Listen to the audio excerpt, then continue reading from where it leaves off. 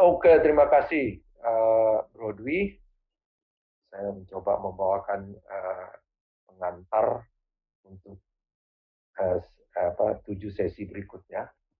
Oke, ini kenalan dikit kepada para peserta.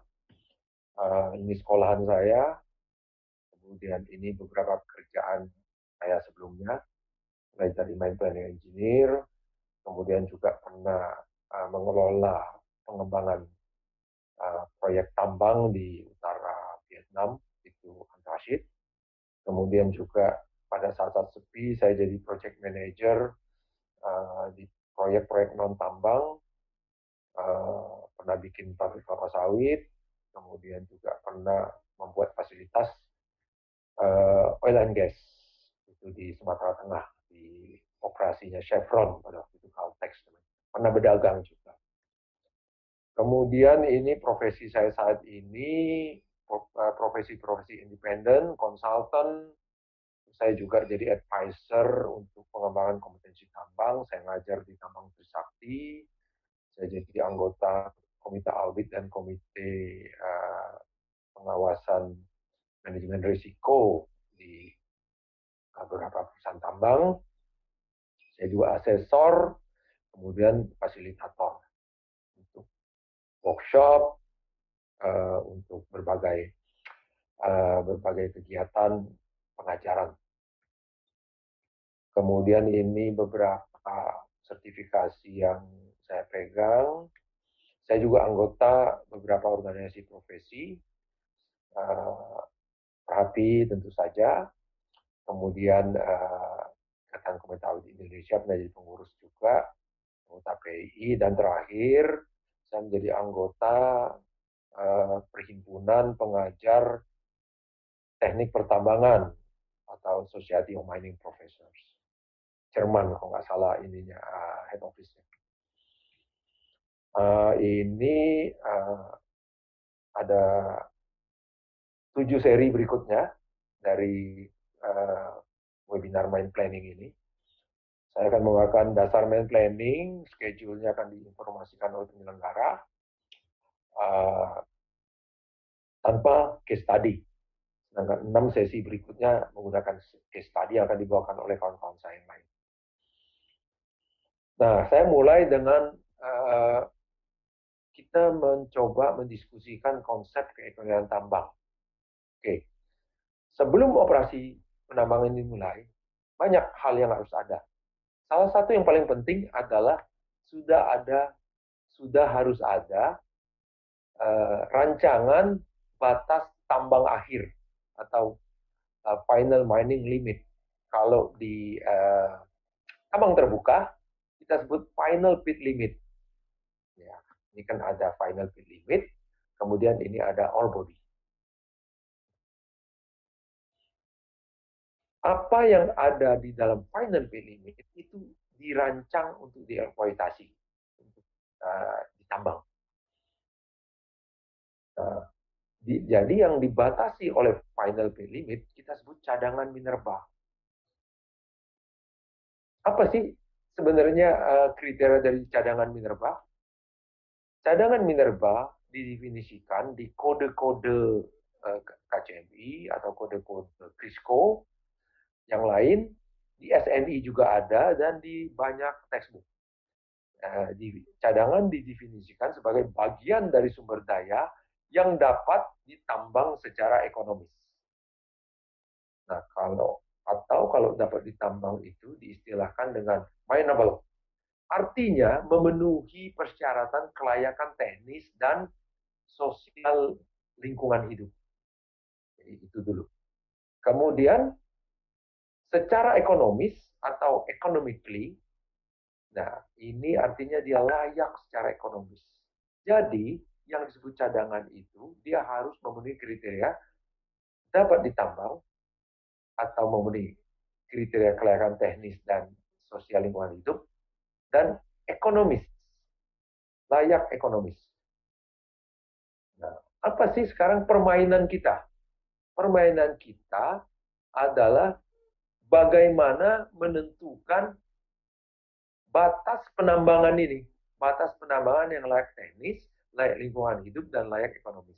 Kita bisa sebut juga karena dia uh, membatasi cadangan, kita dapat menyebut kayak proses estimasi cadangan. Inilah permainannya sekarang. Nah, kalau kita lihat mining value chain atau siklus kehidupan usaha tambang, rancangan final bid limit itu diperoleh pada tahap planning and development. Nah, artinya begitu cadangan batas atau batas bid limit ini diperoleh, itu layak untuk diteruskan ke tahap konstruksi. Nah, begitu tahap konstruksi selesai, di mana paling banyak biaya-biaya dikeluarkan, ini kita sebut poin sudah tercapai point of no return. Nggak bisa balik lagi, karena begitu banyak investasi sudah ditanamkan. Harus dilakukan operasi penambangan menghasilkan produk akhir. Kemudian produk akhir itu harus dijual untuk memperoleh pendapatan. Nah, kalau kita kembali ke kerangka universal pelaporan hasil eksplorasi sumber dan cadangan, nah kerangka ini ada juga di kode KCMI, kode-kode KRISCO yang lain, di SNI 4726 dan 5015, dan semua textbook tambang, Anda bisa melihat ada kerangka kerja ini. Maka saya sebut kerangka kerja universal. Kita bicara soal cadangan. Nah, bagaimana sih sebenarnya proses memperoleh cadangan? Proses memperoleh cadangan itu secara sederhana adalah dengan penerapan metodologi mine planning atau metodologi perencanaan tambang. Metodologi ini yang kita bicarakan dari seri 1 sampai seri 7 nanti. Nah, metodologi mine planning ini mengkonversi sumber daya menjadi cadangan dengan mempertimbangkan 10 faktor pengubah. Nah, 10 faktor pengubah ini kalau diklasifikasikan bisa menjadi 3, yaitu faktor pengubah teknis, faktor pengubah sosial lingkungan hidup, dan ekonomis. Kemudian apabila sudah dihasilkan cadangan terbukti, yang akurasinya paling tinggi, maksudnya akurasi geologi, dan akurasi kajian faktor pengubahnya paling tinggi, maka cadangan terbukti ini menjadi dasar pembiayaan atau dasar untuk memperoleh dana dalam rangka komersialisasi proyek, atau dalam rangka komersialisasi ini dalam rangka proyek dibawa ke tahap penambangan. Jadi ini yang paling penting yang kita lihat di sini adalah metodologi mine planning yang diterapkan untuk mengkonversi sumber daya menjadi cadangan. Nah, ini contoh laporan cadangan batu bara termal, karena emphasis daripada seri 1 sampai 7 nanti adalah mine planning batu bara. Tapi ya bisa juga di twist ataupun di adjust menjadi mineral, nggak jauh beda, karena kita bicara soal fundamental. Ini contoh laporan cadangan batu bara thermal. Nah, di mana ini ada cadangan terbukti, biasanya pelaporan cadangan itu dibulatkan untuk menunjukkan bahwa itu adalah estimasi. Nah, selain ada tonase ada juga kualitas untuk batu bara. Kalau untuk mineral ada tonase dan ada kadar. Nah, kita bicara soal mine planning. Saya mencoba untuk secara singkat menjelaskan tentang kerangka kerja atau framework dari mine planning. Ini ilustrasi aja. Kita selalu mulai dari ada suatu prospek tambang yang unik. Ya, karena nggak ada prospek tambang yang geologinya persis sama, ataupun lokasinya persis sama, ataupun lingkungan hidupnya persis sama. Jadi unik dia. Dan selalu pasti prospek tambang itu ada di dalam suatu wilayah IUP atau IUPK yang hak pengusahanya pengusahanya dipegang oleh suatu perusahaan tambang. Jadi nggak mungkin ada suatu proses tambang nggak legal, mesti legal. Nah, apa sih tujuan dari suatu kegiatan land planning? Land planning itu pada akhirnya harus menghasilkan estimasi nilai yang optimal untuk stakeholders apabila prospek tambang yang unik tadi dieksploitasi. Itu tujuan land planning. Kenapa kita bicara stakeholders? Karena tadi ada perusahaan tambang yang memegang hak pengelolaan prospek tambang di dalam suatu wilayah IUP atau IUPK. Sehingga pasti ada pemilik perusahaan, pegawai perusahaan, masyarakat di sekitarnya, ada lingkungan hidup.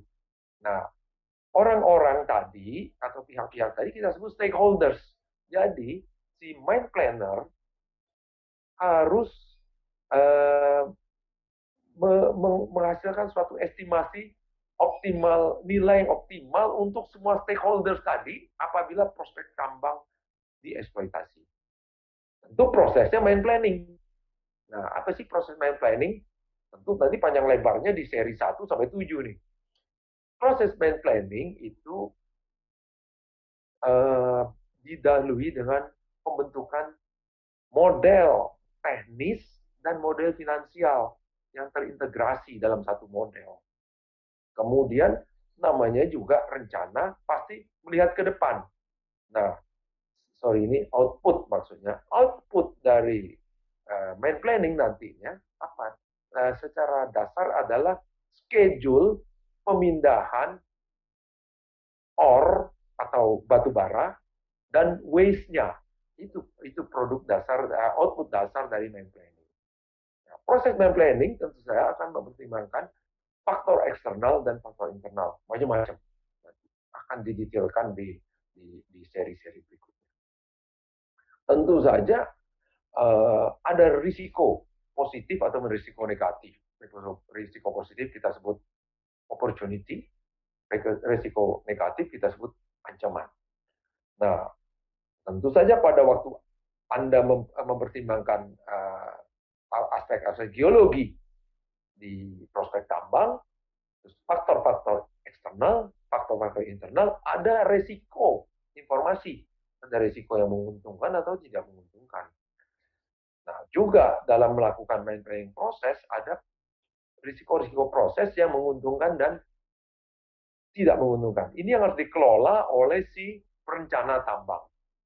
Sehingga kalau terjadi situasi yang optimal atau sudah tercapai optimal value atau nilai optimal untuk stakeholder, terjadi kesetimbangan, kalau saya sukanya ibunya terjadi yin and yang-nya terseimbang, cadangan diperoleh. Estimasi cadangan diperoleh. Jadi estimasi cadangan itu pada situasi di mana nilai optimal untuk stakeholder sudah terestimasi. Nah, apa sih nilai optimal untuk stakeholder? Biasanya direpresentasikan oleh suatu net present value yang optimal. Nah, ini nanti soal net present value Anda akan lihat di seri 5 dan 6 nih, kalau nggak salah. Tapi jangan lupa, karena ini masih prosesnya proses mine planning, proses dalam rencana, yang namanya optimal NPV ini hasil proses mine planning ini baru janji mine planning. Nah, bagaimana menepatinya? Nah, nanti akan diterangkan. Bahwa menepatinya, tentu menepatinya bahwa harus dilakukan eksploitasi atau proses penambangan terhadap prospek tambang. Oke, nah kita bicara ekonomis. Nah, kita nggak bisa pergi dari yang namanya pendapatan dan biaya. Kita lihat pada proses pengembangan prospek tambang, yang jadi tambang ini adalah pola daripada aliran uang keluar dan aliran uang masuk. Tentu saja kalau mau masih dalam tahap pengembangan sampai konstruksi berakhir, yang ada ngeluarin uang terus. Nah, kemudian pada waktu eksploitasi, itu kemudian terjadi aliran uang masuk. Nah, diharapkan aliran uang masuk lebih besar dari aliran uang keluar, sehingga kita sebut net cash flow-nya positif. Di mana posisi estimasi cadangan? Ini adalah pada saat kegiatan feasibility study berakhir. Jadi kalau sudah ditemukan cadangan atau estimasi cadangan, maka bisa disebut bahwa prospek tambang tersebut layak teknis, lingkungan hidup, dan ekonomis untuk dieksploitasi. Setelah itu kemudian mencari uang, mencari pendanaan, kemudian dilakukan investasi yang paling besar terjadi pada tahap konstruksi. Begitu investasi selesai, ini yang kita sebut point of no return tercapai. Kemudian pada saat perencanaan tambang ini, si perencana tambang mengestimasi juga yang namanya net cash flow sampai akhir umur tambang. Kemudian dilakukan analisis keekonomian di model finansial, kemudian didapat kriteria NPV-nya, net present value harus lebih besar 0, atau IRR lebih besar dari internal rate of return yang menjadi kriteria. Inilah yang menjadi dasar mengatakan bahwa prospek tambang tersebut layak ditambang secara ekonomis, kemudian atau dengan kata lain estimasi cadangan tercapai. Nah, hal-hal ini tentu akan Anda pelajari di sesi-sesi berikutnya. Saya ingin mengilustrasikan cadangan yang merupakan estimasi cadangan yang bersifat economically manageable, berada dalam final peak limit atau kita sebut tonase dan kualitas atau tonase dan kadar dalam final peak limit yang merupakan hasil main planning. Nah, kita lihat nih, karena tadi case study-nya kita arahnya batu bara, saya mencoba mengilustrasikan dengan prospek tambang batu bara yang ada satu lapisan. Ini cross section-nya. Nah, sekarang bagaimana sumber daya dibatasi. Jadi tidak semua lapisan batu bara yang kita bisa modelkan bisa disebut sumber daya. Nah, dengan kriteria ataupun prinsip prospek yang beralasan, yang pada akhirnya dapat ditambang secara ekonomis, para geologis atau estimator sumber daya membatasi sumber daya. Nah, ini ilustrasinya, bisa sumber daya ini batasi. Kemudian, estimator cadangan dengan menerapkan metodologi mine planning membatasi bagian sumber daya yang dapat ditambang secara ekonomis menjadi cadangan. Katakanlah kita sebut cadangan itu cadangan yang optimal tadi, yang cadangan yang dapat memberikan nilai yang optimal kepada stakeholder berada pada splitting ratio 3. Nah, apa yang terjadi apabila desain itu berada pada stripping ratio yang lebih kecil dari 3? Berarti, Anda lihat kursor saya di sini, berarti ada bagian dari sumber daya batu bara yang tidak ditambang. Nah, itu akan terjadi loss opportunity atau kesempatan yang hilang dan melanggar azas konservasi. Karena sebanyak mungkin sumber daya batu bara ini harus dieksploitasi demi menjaga azas konservasi. Kemudian alternatif berikutnya, apabila desain dari final pit limit melebihi SR3, apa yang terjadi? Pada saat harga batu bara turun, akan terjadi potensi ketidakekonomian tambang. Dan berlangsung terus, cash flow-nya negatif, bisa tutup itu tambang. Sehingga yang kita sebut mengancam kelangsungan bisnis tambang. Nah, Kembali saya ilustrasikan bahwa risiko tadi kita bisa klasifikasi menjadi dua. Risiko positif, upside risk, kita sebut opportunity. Downside risk atau risiko negatif, kita sebut threat yang harus dimitigasi. Nah, kita lihat sekarang. Gamenya kita kembali tadi. Gamenya adalah bagaimana menempatkan final bid limit. Nah, Anda bisa lihat di sini bahwa untuk menempatkan final bid limit diperlukan proses main planning. Walaupun di cadangan yang bersifat tingkat kerumitan geologinya sederhana adalah tidak bisa menempatkan batas bid limit di sini atau di sini tanpa adanya proses main planning, karena cadangan adalah bagian dari sumber daya yang dapat tertambang secara ekonomis. Nah, coba sekarang bagaimana apabila bertambah rumit tingkat kompleksitas geologinya, banyak SIM, kemudian juga miring dan lain-lain. Kemudian ini di Indonesia juga SIM-nya tipis-tipis, banyak, bentuknya anti-clean. Ini kayak gini. Gimana nih nentuin batas yang optimal tadi sehingga memberikan nilai tertinggi pada para stakeholders? Challenge nih. Jadi kita jangan ngebayangin tambangnya cuma satu lapis doang nih.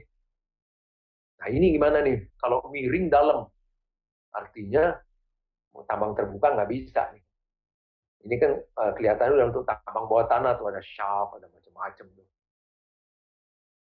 Nah ini kemudian kalau sandstone di atas ada patahan, bawahnya granit. Nah gimana nih batu bara? Apakah batu baranya menerus seperti itu? Bagaimana kita harus blasting to sandstone? Di mana nih batas tambangnya? Walaupun cuma satu lapis. Sorry. Nah ini kita lihat di sini. Kita lihat dari sisi lokasi sekarang. Kalau dia di Kalimantan Timur, tambangnya ada di utaranya sedikit Sungai Mahakam, wah ini rada gampang nih ngebayangnya ya. Karena apa? Gampang aja. Sungai Mahakam itu dilayari oleh tongkang, ya 8.000 ton atau 10.000 ton bisa masuk. Anda tinggal merencanakan pelabuhan tongkang, tarik garis lurus supaya jarak angkutnya paling dekat. Misalnya gampangnya, kemudian sudah ada tempat penjualannya. Nah ini tidak banyak kompleksitas permasalahan yang akan dihadapi oleh si perencana tambang. Kecuali ada kampung, komunitas, dan lain-lain. Tapi gimana nih kalau tambangnya lebih di hulu, jauh dari hulu Sungai Mahakam lagi nih? Tentu si perencana tambang akan mengalami banyak challenge atau tantangan untuk menentukan batas pit limit akhir atau mau mengestimasi cadangan dengan menggunakan metodologi mine planning tadi. Lanjut lagi, Jambi nih kampungnya Pak Dwi Prasetya nih. Di ini ada di Sorolangun nih, ada prospek batu bara nih ya Bro Dwi ya, atau di dekat lain. Gimana nih perencana tambang mau ngapain nih? Mau merencanakan tambangnya itu diekspor, kualitasnya cocok, mau bawa, kemudian kalau ekspor mau ekspornya dari Padang, Teluk Bayur, mau ke Muara Jambi atau Muara Sungai Batanghari, atau mau dibawa ke Muara Sungai Musi. Ini ada kampung saya nih, jadi ada kampungnya Pak Dwi, ada kampung saya nih, sekalian di Bangka ini kan kampung kita. Nah, atau mau dijual ke Lontar Papirus, pabrik kertas yang punya Sinarmas nih di atasnya kota Jambi dikit nih. Ini sorry nih nggak ini. Atau mau dijual PLTU, tapi bersaing dengan tambang-tambang batu bara dekat PLTU itu. Nah, Anda bisa melihat kalau Anda punya prospek batu bara di Jambi, kompleksitasnya tinggi. Nah, belum lagi mau bawa batu bara ke Sungai Batanghari gimana nih? Harus lewatin kota Jambi, public transport. Ya kan? Nggak cukup nih tanda tanyanya satu, dua nih tanda tanyanya. Jadi demikian tinggi kompleksitasnya. Nah, sekarang di Aceh ada tambang batu bara dekat sungai, dekat laut, 12 kilo dari laut. Ada PLTU dekat situ. Pelabuhan sudah ada pelabuhan, tetap ada kompleksitas. Waktu bangun pelabuhan itu harus bangun hampir 1 kilometer menjorok ke laut supaya bisa mendapatkan tempat untuk memuat batu bara ke tongkang 8.000. Bayangin aja itu biayanya berapa. Batu baranya loreng di situ. 3.200, 3.400. Ini gimana nih main plannernya nih? Apa nggak puyeng nih? Nah, kemudian ada tambang sebelahnya. Mau jualan batu bara nih. Mau jualan ke PLTU ini, ternyata PLTU yang awal didesain tidak menggunakan batu bara loreng. Dia didesain menggunakan batu bara dari Kalimantan yang sekitar 4.200-an misalnya. Gimana nih? Mau punya tambang batu bara 3.200 di sini.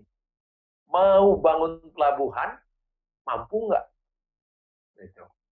Kan belum tentu bisa pakai ini istilah pakai pelabuhan batu bara yang sudah ada ini kan. Nah, ini challenge. Jadi orang punya konsesi batu bara di sini, challenge-nya gimana nih? Gitu. Untuk nah, itu ya artinya membuat si main planner harus berpikir keras kan. Tapi kalau di sebelah kanan ini non worry lah. Ini Kabupaten Batubara nih. Nggak ada batu bara yang hitam-hitam di situ, yang ada ya batu bara yang tulang kita segala macam itu. Jadi di sini batu baranya bisa makan, bisa jalan sendiri, bisa nyanyi. So don't worry ya. Gitu. Jadi yang pusing itu para planner batu bara yang di prospek batu bara itu, batu bara yang hitam-hitam itu. Oke, saya masuk nggak lama lagi. Nah, ini termasuk saya pribadi, ini bukan karena ada Pak Dwi ini. Ini flowchart favorit saya juga nih. Kalau di mineral saya pakai flowchartnya Bang Luffy. Tapi ini mesti saya kabarin dulu nih. Kalau Anda buka SNI 4726 sama 5015 yang terbit tahun 2019, flowchartnya sama. Nah, kalau saya ngutip flowchart Pak Dwi tahun 2015, nggak tahu nih mana yang lahir lebih dulu nih flowchart ya. Gue juga bingung nih, tapi ya bisa aja kan. Mungkin yang SNI ini lahirnya berlaku surut kali ya. Berlaku surut ke 2014 kali ya, bercanda aja. Bercanda. Oke, saya mencoba menggambarkan mind planning proses untuk batu bara di sini dengan menyesuaikan dengan materi the series dari mind planning the series ini. Oke, kita lihat flowchart ini. Nanti Pak Dwi deh nerangin ya, saya lihat juga materi beliau kan ini. Jadi pendek kata, flowchart ini mulai dari terima model geologi sampai nanti mendapatkan estimasi cadangan. Nah, itu kan di-cover oleh seluruh materi yang ada di sesi 1 sampai sesi 7. Nah, pertama, sesi 1, ini bagian sini. Jadi Anda nanti kawan-kawannya akan menerangkan lebih detail. Jadi saya nggak mau ngambil waktunya. Oke, kemudian sesi 2. Sesi 2 ini verifikasi, menerima model sumber daya, melakukan verifikasi, kemudian menyiapkan data-data untuk melakukan pit optimasi. Kemudian sesi 3 adalah proses pit optimasi atau penentuan batas tambang awal. Dan nyenggol-nyenggol dikit pembuatan practical pit limit. Dasar pembuatan practical pit limit. Kemudian sesi 4 mulai masuk ke production schedule berdasarkan practical pit design yang di pembuatan practical pit design ini berdasarkan practical pit design dilakukan production scheduling per tahun. Kemudian hasil production scheduling ini di exercise di sesi 5 dan sesi 6, termasuk bagaimana menyiapkan data ekonomis dan lain-lain. Kemudian di sesi 7 dilakukan pelaporan cadangan. Estimasi dan klasifikasi cadangan. Itu yang kita sebut pelaporan cadangan. Ini nanti kawan-kawan saya Pak Jimmy, Pak Dwi, Pak Patar akan menerangkan lebih detail lagi. Hari ini juga, jadi saya nggak panjang-panjang. Nah, apa yang kita sebut proses apa yang disebut dalam metodologi mine planning itu di pendidikan tinggi tambang, pendidikan S1 tambang sebenarnya udah harus dikasih. Anda bisa lihat di sini. Mulai dari konsep mine planning, kemudian ini ya, leg Grossman proses, pit optimasi, equipment scheduling dan lain-lain yang dan sampai main scheduling, capital cost operation expenditure, kemudian akhirnya yang kita bilang sesi 6 nanti, financial and project evaluation, sama sensitivity analysis. Ada tuh sebenarnya harus dikasih di pendidikan tinggi tambang. Nah, kita bisa golongkan, ada bagian yang kita sebut mining engineering process, kemudian ada bagian yang kita sebut financial engineering process. Jadi harusnya udah ada di kurikulum teknik pertambangan. Kalau saya punya pendapat, kebetulan saya ngajar juga di teknik pertambangan Trisakti, hal yang sama saya ajarkan dan implementasinya, artinya kurikulum ini, bahwa yang namanya lulusan teknik pertambangan itu adalah calon kompeten person batu bara, kompeten person mineral, kompeten person pelaporan cadangan mineral dan batu bara yang sudah punya dasar bagian knowledge-nya, udah punya dia. Tinggal dia memperdalam knowledge-nya pada waktu sudah kerja dan mempraktekkan knowledge tersebut untuk mendapatkan keahlian dan attitude-nya itu aja. Jadi harusnya lulusan teknik pertambangan tuh udah punya semua knowledge yang harus dimiliki oleh seorang kompeten person pelaporan cadangan mineral atau batu bara. Nah, karena kita tadi ngomong soal kompetensi, kalau kita ngomong soal kompetensi pelaporan cadangan, pasti kita ujung-ujungnya bukan yang saya nggak nyebut ini ultimate yang paling tinggi ya, keahlian ultimate, tapi pada ujung-ujungnya alangkah baiknya kita menjadi CPI cadangan. Nah, bagaimana proses filosofi dari proses verifikasi kompeten person cadangan di Perhapi IAGI. Nah, kandidat CPI dia untuk maju verifikasi dalam rangka diregistrasi by CPI, dia harus sudah memiliki keyakinan untuk memenuhi kebutuhan minimal 4 ini. Nah, fokus kita hari ini dan sesi-sesi 1-7 adalah dia salah satu yang dipilih ada kompetensi teknis. Itu adalah kompetensi mine planning. Nah, baru kemudian kalau dia sudah memiliki kompetensi teknis mine planning tadi dan penguasaan kode KCMI, standar kode etik, dan memiliki cukup keahlian melakukan reporting, baru dia harusnya berani diverifikasi oleh panel di IAGI dan Perhapi. Kalau lolos verifikasi baru bisa dicatatkan sebagai CPI cadangan IAGI atau Perhapi. Kalau nggak lolos ya belajar lagi. Jadi, nah kemudian saya pikir juga kawan-kawan yang menjadi peserta sesi 1-7 nanti itu pengen juga jadi CPI. Nah, yang perlu kita sampaikan, ini kata-kata terakhir ini, kebetulan kemarin saya, Pak Dwi dan kawan-kawan ini ikut melakukan verifikasi CPI cadangan. Nah, Pak Dwi mengekspresikan CPI independen, dibedain dengan CPI skop perusahaan, CP skop perusahaan. Yang namanya kompeten person Indonesia, itu independen. Kembali ke peta-peta yang saya sampaikan tadi, yang namanya CPI independen, itu dia harus bisa melakukan estimasi cadangan menggunakan metodologi mine planning yang dikuasainya, mulai dari Sabang sampai Merauke. Jadi dia kalau ditaruh di Jambi tadi yang demikian kompleksnya, batu baranya ada yang kotor dan lain-lain, dia harus bisa melaporkan cadangan. Jangan cuma di perusahaan tempat dia kerja aja. Itu namanya CP, skop perusahaan aja. Nggak bisa jadi CPI kalau cuma mampu di satu perusahaan. Nah, ini juga saya mau terai kompetensi seorang man planner. Di sesi 5 dan 6, itu kita akan banyak berbicara soal analisis keekonomian di prospek kemudian di model finansial.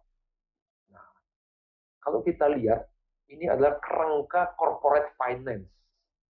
Nah, apa yang dilakukan oleh CP cadangan ataupun orang yang menerapkan metodologi mind planning sampai saat ini, yang diperlukan adalah melakukan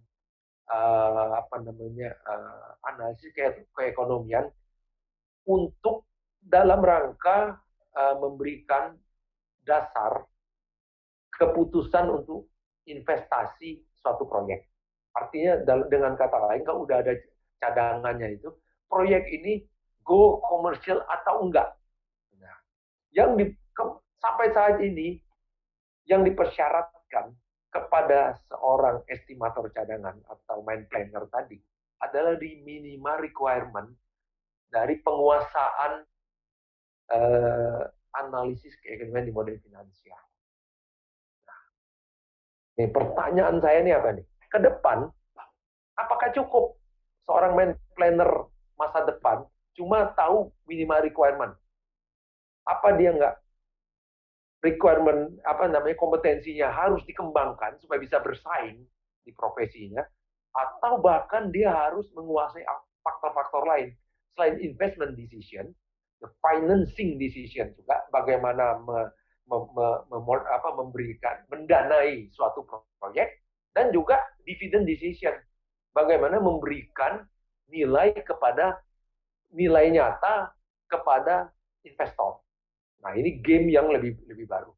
Nah, ini kembali ke kawan-kawan semua.